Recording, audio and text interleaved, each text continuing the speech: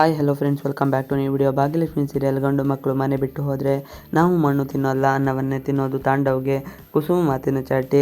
ಭಾಗ್ಯಲಕ್ಷ್ಮಿ ಮಗಳೊಂದಿಗೆ ಮಾಡಿದ ಚಾಲನೆಯಿಂದ ಗೆದ್ದಿದ್ದಾಳೆ. ಸೊಸೆ ಜೊತೆ ಕುಸುಮ ಕೂಡ ಗೆಲುವು ಸಾಧಿಸಿದ್ದಾಳೆ.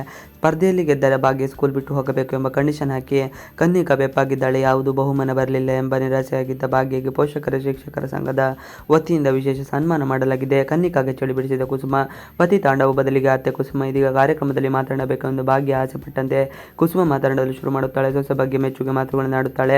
ಸೊಸೆ ವಿಚಾರವಾಗಿ ಜನರು ನನ್ನನ್ನು ಅಣಕಿಸಿದರು ನೆನೆದು ಬೇಸರ ವ್ಯಕ್ತಪಡಿಸುತ್ತಾಳೆ. ಇಂದು ನನ್ನ ಸೊಸೆ ಗೆಲ್ಲಲು ಒಬ್ಬರ ಪ್ರೋತ್ಸಾಹ ಬಹಳ ಕಾರಣ. ಅವಳು ಇಲ್ಲದಿದ್ದರೆ ಆಕೆ ಗೆಲ್ಲುತ್ತಿರಲಿಲ್ಲ ಎನ್ನುವ ಕುಸುಮ ಕನ್ನಿಕಳತ್ತ ನೋಡುತ್ತಾಳೆ.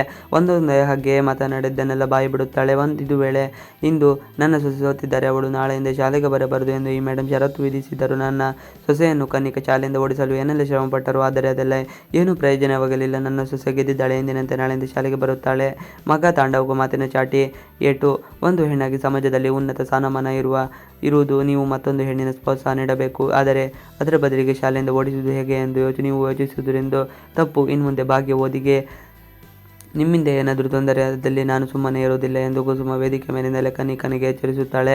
ಹಾಗೆಯೇ ಮಗನ ಬಗ್ಗೆ ಕೂಡ ಪರೋಕ್ಷವಾಗಿ ಮಾತನಾಡುವ ಕುಸುಮ ಹೆಣ್ಣು ಧೈರ್ಯದಿಂದ ಬದುಕಬೇಕು. ಎಷ್ಟು ಮನೆಯಲ್ಲಿ ಗಂಡು ಮಕ್ಕಳು ಹೆಂಡತಿ ಮಕ್ಕಳು ತಾಯಿಯನ್ನು ಬಿಟ್ಟು ಹೋಗಿರುತ್ತಾರೆ. ಸಣ್ಣ ಸಣ್ಣ ಪುಟ್ಟ ವಿಚಾರಕ್ಕೆ ಜಗಳ ಮಾಡಿಕೊಂಡು ನಡುರಾತ್ರಿ ಮನೆ ಬಿಟ್ಟು ಹೋಗುತ್ತಾರೆ. ಅವರು ಬಿಟ್ಟು ಹೋದರು ಎಂದ ಮಾತ್ರಕ್ಕೆ ನಾವೆಲ್ಲರೂ ಮಣ್ಣು ತಿನ್ನುವುದಿಲ್ಲ, ಅನ್ನವನ್ನೇ ತಿನ್ನುತ್ತೇವೆ. ನಾವು ಮನೆಯಲ್ಲಿದ್ದರೆ ನಾವು ದುಡಿಯದಿದ್ದರೆ ಮನೆ ನಡೆಯುವುದಿಲ್ಲ ಎಂಬ ಅಹಂ ಕೆಲವು ಗಂಡಸರಿಗೆ ಇದೆ.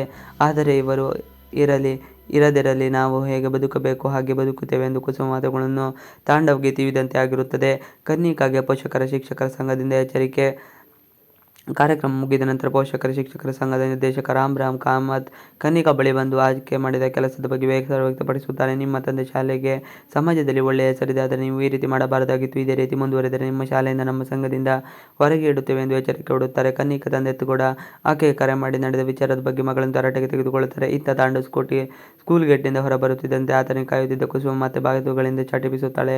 ಪೂಜೆ, ತನ್ವಿ ಹಾಗೂ ಭಾಗ್ಯ ಜೊತೆ ಕುಸುಮ ಬಹುಮಾನ ಹಿಡಿದು ಮನೆಗೆ ಬರುತ್ತಾರೆ. ನಾಳೆಯಿಂದ ನೀನು ಧೈರ್ಯವಾಗಿ ಶಾಲೆಗೆ ಹೋಗಬಹುದು, ಹಾಗೆ ತಾನ್ವಿ ಕೂಡ ಬಾಲ ಮುಚ್ಚಿದರೆ ಸುಮ್ಮನೆ ಶಾಲೆಗೆ ಹೋಗಬೇಕು ಎಂದು ಕುಸುಮ ಎಚ್ಚರಿಸುತ್ತಾಳೆ. ಅಮ್ಮನ ಮಾತನ್ನು ಕೇಳಿ ತಾಂಡವ್ ಬದಲಾಗಿ ಮನೆಗೆ ಬರುತ್ತಾನೆ.